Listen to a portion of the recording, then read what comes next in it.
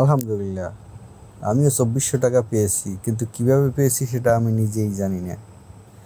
হঠাৎ একটি নোটিফিকেশন চলে আসে 2400 টাকার। আর এখানে লেখা ছিল ডিসবার্সমেন্ট, কিন্তু কে টাকা পাঠিয়েছে সেটাই জানি না। এখানে কিন্তু কোনো সেন্ডার কোনো নাম্বার নাই, কে টাকা পাঠিয়েছে সেটাও লেখা নাই।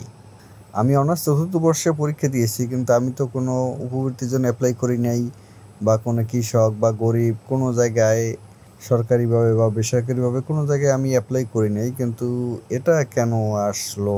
আর ডিসবার্সমেন্ট এই লেখাটা কেন আসলো? এখানে তো কোনো সেন্ডার নাম্বার থাকবে।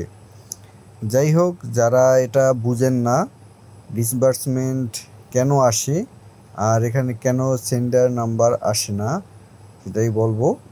ডিসবার্সমেন্ট হলো কোনো সরকারিভাবে যদি কোনো ভাতা পেয়ে থাকেন, কোনো কাট করা থাকে, বা শিক্ষা প্রতিষ্ঠান থেকে যদি উপবৃত্তি পান বা অনুদান পান, যেটাই পান না কেন, সেখান থেকে যদি আপনি অনুদান পান, তাহলে এখানে ডিসবার্সমেন্টেই লেখা থাকবে। আপনি যদি সরকারি কোনো অনুদান পান তাহলে এখান থেকে ডিসবার্সমেন্ট লেখা থাকবে। এটা আপনাকে কেউ পার্সোনাল কেউ টাকা পাঠায় নাই, এটা আপনি শিওর হবেন।